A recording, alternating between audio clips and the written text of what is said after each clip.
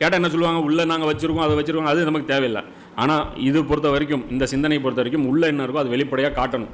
வெளிப்படையாக இதை நோக்கி தான் பிரச்சாரம் செய்யணும், அதை வைத்து தான் கட்டடம் எழுப்பணும், அதை வச்சு தான் எல்லாமே அரசியல் எல்லாமே பண்ணணும். அப்போ இவங்களுடைய இலக்கு வேறு, நம்முடைய இலக்கு வேறு. முதல்ல அதை புரிஞ்சுக்கணும். இப்போ நாம் பேசக்கூடிய கிலாஃபத் உலகியல் காரணங்களுக்காக அல்ல, மறுமையில் வெற்றி பெறுவதற்கு நாம் பேசுகிறது. துனியாவில் விலைவாசி குறையும், முஸ்லீம்களுக்கு எழுச்சி கிடைக்கும், அதாவது மக்கள் நிம்மதியாக வாழ்வாங்க, புரியுதா, அடக்குமுறையிலிருந்து வெளியே வரலாம், அதெல்லாம் தனி. ஆனால் நாம் பேசக்கூடியது அதற்காக பேசலை, இதையெல்லாம் ஹைலைட் பண்ணியும் பேசலை, மறுமை வெற்றி. ஆனால் சிலர் பேசக்கூடிய கிலாஃபத்தை எப்படி, அவங்களுடைய அந்த சிந்தனை எப்படி இருக்கும்னு பார்த்தீங்கன்னா, முஸ்லீம்களுடைய உயிர்கள் பாதுகாக்கப்படணும், முஸ்லீம்களுடைய உரிமைகள் வழங்கப்படணும், முஸ்லீம்களுடைய பொருளாதாரம் பாதுகாக்கப்படணும். இது எல்லாமே உலகியல் ரீதியான லட்சியங்கள், நோக்கங்கள். அவங்க சொல்கிற இலக்குன்னு கூட வச்சுக்கலாம், உலகியல் ரீதியான இலக்குகள். இதுதான் இவங்களுக்கு. இதை அடைஞ்சிட்டாங்கன்னா அவங்க அமைதியாக இருந்துக்குவாங்க. அதே ஒரு நாட்டில் இஸ்லாமிய ஆட்சி நடக்குது அப்படின்னா அவங்களுக்கு அதில் ஏதாவது பிரச்சனை இருக்கா, அங்கே என்ன அநியாயம் நடந்தாலும் அவங்களுக்கு ஒரு மேட்ரு இல்லை. அதே முஸ்லீம்களுக்கு உரிமை கொடுத்துட்டாங்கன்னு வச்சுங்க, அதுக்கப்புறம் அவங்களுக்கு ஏதாவது தேவை இருக்கா, கிடையாது. ஸோ இவர்கள் பேசக்கூடிய இவங்க ஏன்னா சிலர் வர்றாங்க, என்ன எங்கள் கட்சியை பார்த்து நீங்கள் ரொம்ப விமர்சனம் பண்ணிட்டீங்க, எங்களது எதுனா. ஆனால் இது இன ரீதியான, இது ஒரு ஜாதி கட்சி மாதிரி. இது எல்லா ஜாதி கட்சியும் இப்படி தான் பாடுபடும். அவங்க ஜாதி ஒடுக்கப்பட்டுச்சுன்னா குரல் கேட்கும், அவங்க ஜாதியுடைய அந்த உரிமைகள் அது டிஃபெண்ட் பண்ணுறதுக்கு பார்க்கும். இது ஜாதி கட்சி. இது அந்த காலத்திலேருந்தே செயல்பட்டு தான் இருக்குது. ஏதோ இவங்க தான் இன்னி தான் உரிமை குரல் கொடுக்குறாங்க அப்படின்லாம் கிடையாது.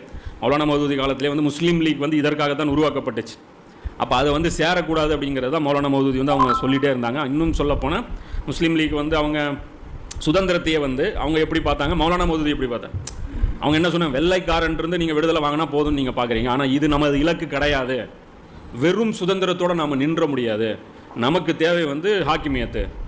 அப்போ நம்ம இந்த போராட்டத்தை நீங்கள் எனர்ஜி வேஸ்ட் பண்ணுறீங்க, சக்தியை வீணடிக்கிறீங்க, வேறு பக்கம் டைவர்ட் பண்ணுறீங்க அப்படி.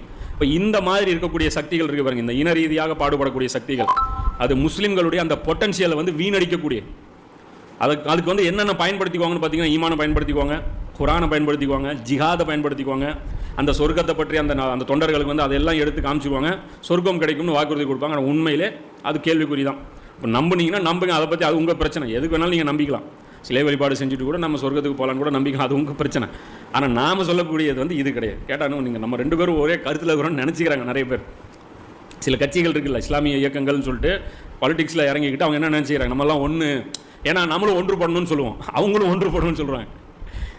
பிரச்சனை என்னென்னா எல்லாம் ஒன்று தான் இல்லைங்க, நாங்கள் வேறு, நாங்கள் சொல்கிற ஒன்றுபடுதல் வேறு, நீங்கள் சொல்கிற ஒன்றுபடுதல் வேறு, நாங்கள் கூப்பிட்ற அழைப்பு வேறு, உங்கள் அழைப்பு வேறு, அம்மா ஒன்றும் கிடையாது.